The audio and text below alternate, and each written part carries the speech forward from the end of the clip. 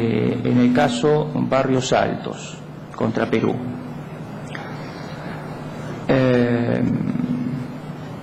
Yo no comparto la traslación, sí comparto el argumento de la Corte Interamericana en el caso Barrios Altos. No comparto la traslación de esas conclusiones al caso argentino porque son distintos. En el caso Barrios Altos se había resuelto que dos leyes una o dos, no me acuerdo, no estoy seguro, pero dos leyes, una de amnistía y una ley interpretativa de la ley de amnistía peruanas eran contrarias a los deberes del Estado asumido por la Convención Interamericana. Yo creo que no es trasladable el caso argentino porque en el caso de Perú lo que se estaban juzgando eran dos leyes de autoamnistía, que sería un caso idéntico a la ley conocida en su momento como Ley de Pacificación Nacional, que había dictado la propia dictadura para perdonarse a sí misma de los hechos que había cometido, que invariablemente los tribunales de todo el país no aplicaron.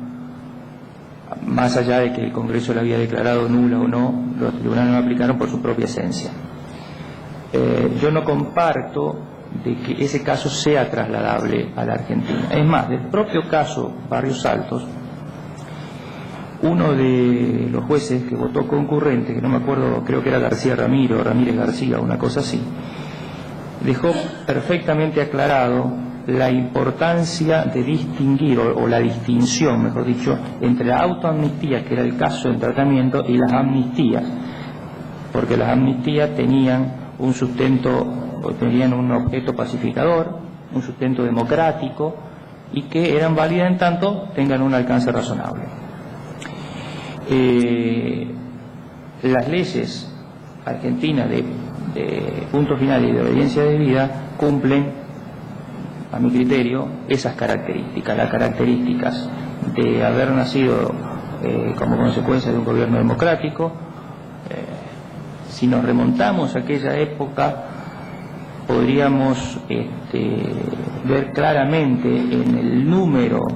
de votos a favor y en contra que obtuvieron en ambas cámaras, que fue el producto de un extraordinario acuerdo político.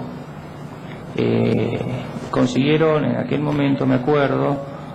unas mayorías amplísimas, como decir 120 a 10, una cosa así, en el Senado 30 a 4, más o menos las proporciones, lo que habla del enorme pacto político que hubo, posiblemente uno de los más grandes que recuerda nuestros últimos 25 años de democracia, ese y la reforma de la Constitución, y no creo que haya habido otro pacto político tan importante, y sobre todo teniendo en cuenta que las cámaras estaban dominadas una por el oficialismo y una por la oposición, con una mayoría importante en el caso de la oposición. Por tanto, tampoco comparto no comparto el argumento de la traslación del caso Barrios Altos a la Argentina. También cabe hacer notar, como un elemento más para este caso,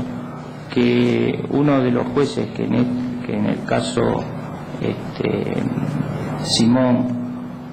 en un larguísimo voto, fundó su opinión de la inconstitucionalidad,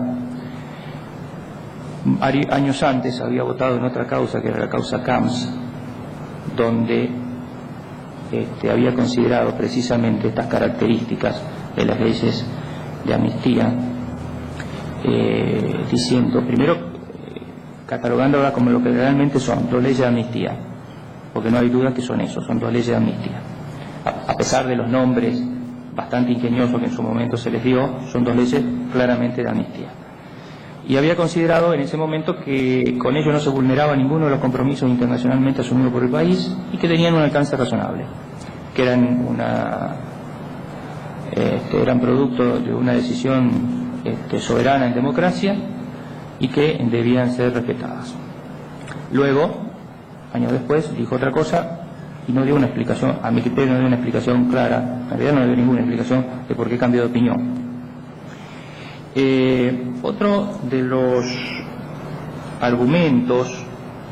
que se utilizan que se utilizaron en su momento para declarar la inconstitucionalidad de estas leyes fue la imposibilidad de amnistiar hechos previstos en el artículo 29 de la Constitución Nacional, que es el que prohíbe la transferencia de la suma de los poderes públicos y sanciona como infames, traidores de la nación, de la patria, no me acuerdo.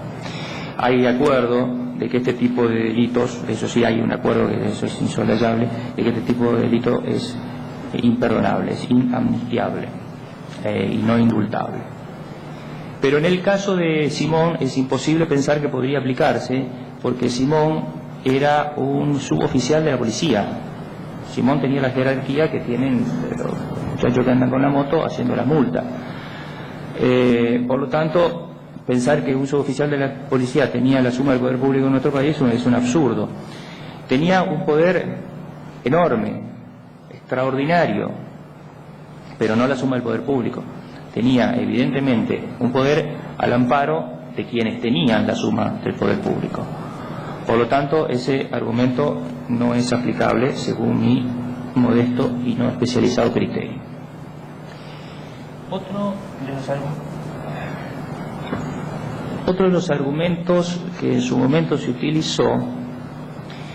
fue el de la existencia de un derecho consuetudinario internacional que exigía que los delitos de lesa humanidad sean perseguidos, castigados y nunca perdonados. Yo creo que ese derecho internacional consuetudinario no existe, porque, bueno, todo lo que hablan de ello parten a partir de la segunda mitad del siglo XX, a partir de la Segunda Guerra Mundial. Pero realmente, más allá de las declaraciones, a veces formales, a veces informales, pero más allá de las declaraciones, lo cierto es que las conductas de los Estados no solo no demuestran la existencia de una costumbre internacional que dé basamento a ese derecho consuetudinario de perseguir, de sancionar y no perdonar, sino que más bien demuestran exactamente todo lo contrario. Haciendo un poco de historia de lo que yo me acuerdo, que seguramente es mucho menos de lo que sucedió, pero haciendo un poco de historia de lo que yo me acuerdo, cuando se sancionaron las leyes de obediencia debida y de punto final, que según este argumento ya estaban viciadas porque en ese momento existía ese derecho consuetudinario internacional inderogable. A esa altura, años 86-87, los crímenes de lesa humanidad que se habían juzgado después de la Segunda Guerra Mundial son muy pocos los casos. Los juicios de Nuremberg, los juicios de Tokio, algún juzgamiento en Grecia después del régimen de los coroneles, y uno que yo conozca, uno en Chile, el caso Contreras, y yo no conozco otro más. Pero al margen de esos juzgamientos,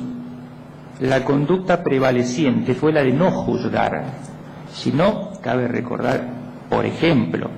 las atrocidades cometidas por los ganadores de la Segunda Guerra Mundial, que no fueron juzgados nunca. Entre ellos se cocinaron varios millones de japoneses con 2 bombas, muchos de cuyos cuerpos se volatilizaron por el calor y produjeron errores genéticos que aún en la actualidad se siguen detectando, y nadie se inmutó. En la guerra de Corea hubo delitos de esta naturaleza o actos de esta naturaleza cometidos por los dos bandos, largamente denunciados, incluso por la Cruz Roja Internacional, con todo el prestigio y la credibilidad que tiene ese organismo, y nadie hizo nada. En la guerra de Argelia se cometieron